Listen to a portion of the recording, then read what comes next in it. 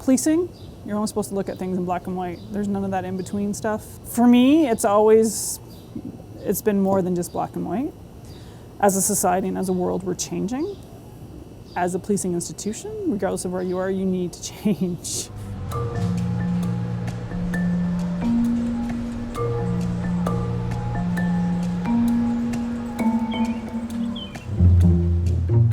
I mean, why don't we start off with by introducing yourself? My name is Danielle Bottineau, and I'm the LGBTQ2S liaison officer for the Toronto Police Service.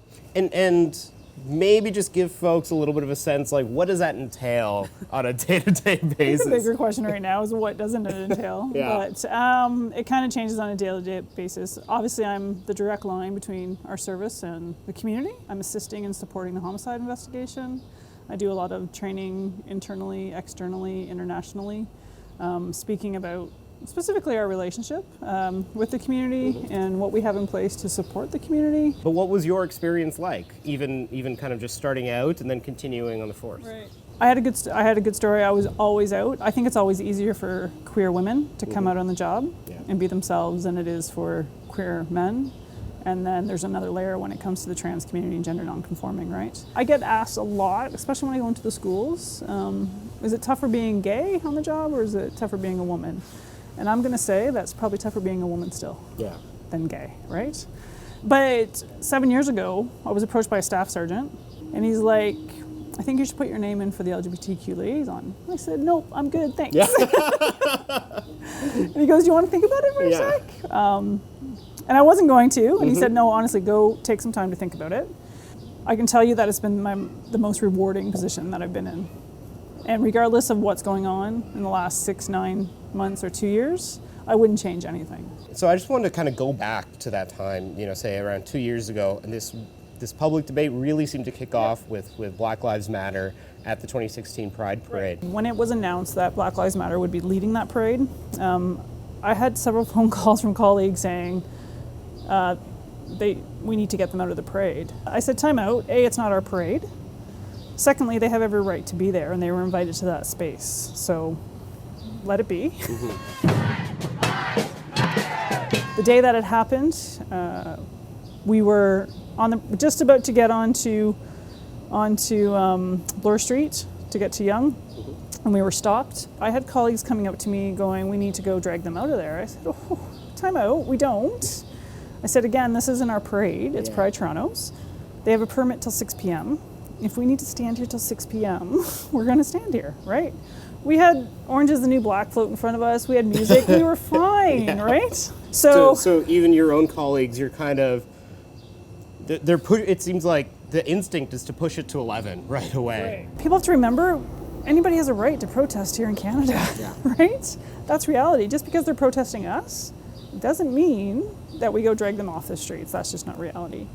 I don't disagree with parts of the conversation that Black Lives Matter has triggered. I totally agree that these needed to be triggered within our service, and we need to acknowledge that we need to do a better job with racialized and marginalized communities. I don't disagree with that. I don't agree with how they went about it, right? I don't agree with their demands and making that demand to keep us out of the parade, right? But I also recognize through the work that I'm doing that I know the uniform is a trigger for some. Not for all, but for some. But let's have a conversation around that. So when that all happened, I had to quell some fires from members. But the minute Olivia got into that position, we started that dialogue right away. And things were progressing. We were having tough conversations. She brought me into the loop about some community consultations. She's met with the chief, all of that. Unfortunately, other factors were coming into play. We have Project Huge and Project Prism starting to resurface again. And then we had Laura Wells, Tess Ritchie, and now the homicide investigation.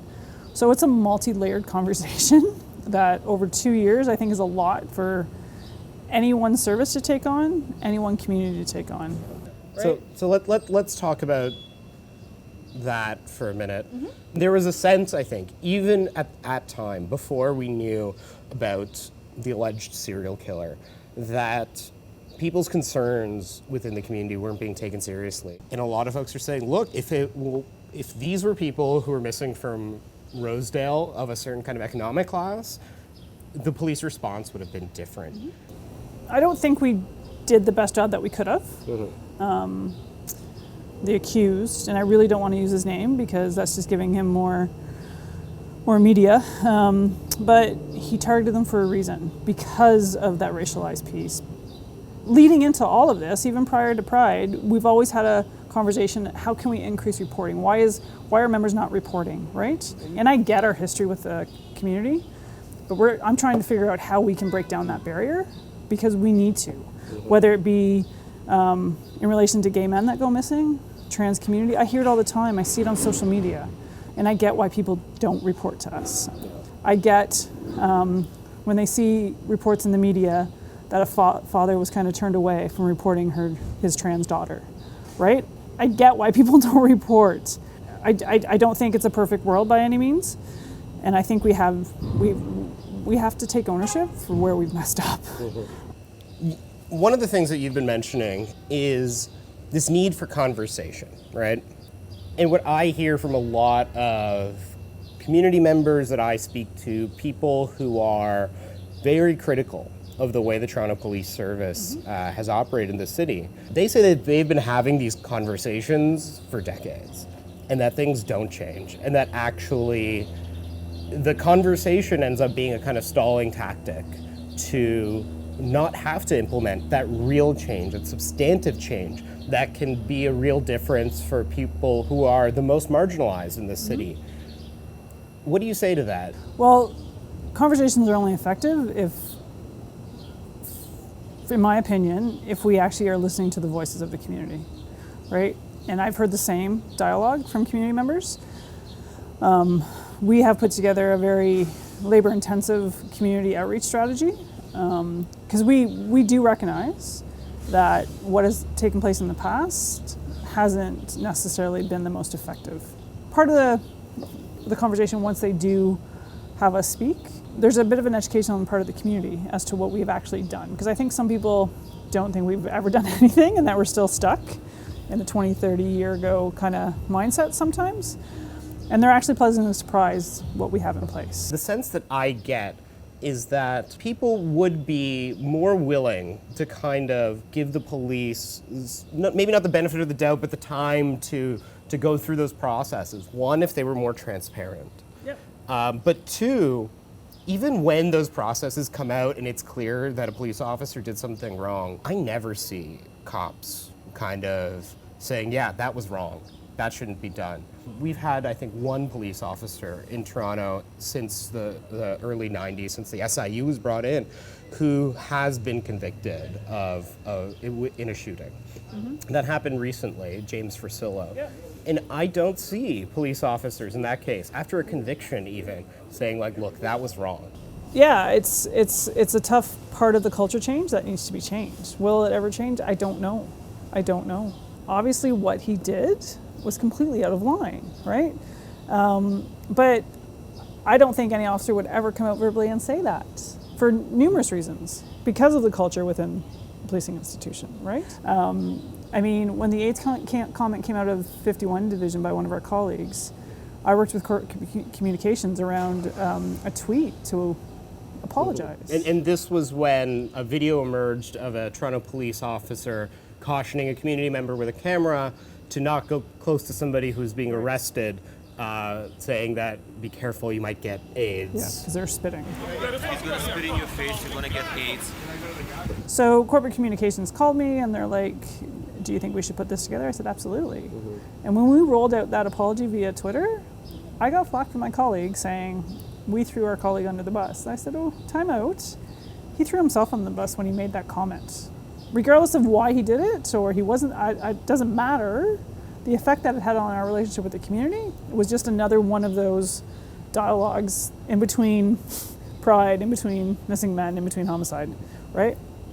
I mean, people have to carry on with their careers, and when you work in a institution, and specifically within our service of 5,000 uniform officers, you know, there's battles out on the street on a good day, right? And if you are left alone because of voicing your opinion on something like that, that's a tough one. And I think that's part of the reason why people don't. because they would be ostracized, I think. But there could be a whole plethora of reasons why people don't come out verbally and say anything, right? If your colleagues, if they watch this, are they going to be critical of you? Like, is that kind of what you expect at this point? It has been through this entire process, Yeah. since the Pride conversations, since that's just who I am. I don't think I've said anything out of line or faulted anybody for anything. It's reality. And as a service, we need to start doing a better job, right? And if some of my colleagues don't think that should happen, that's not reality. I know the chief thinks that we need to start doing a better job, and we need to start listening to those voices, right? So we'll see what happens when this comes out. Well, Danielle, I just want to thank you so much for sitting down with us. Thank you. I appreciate it, Archie.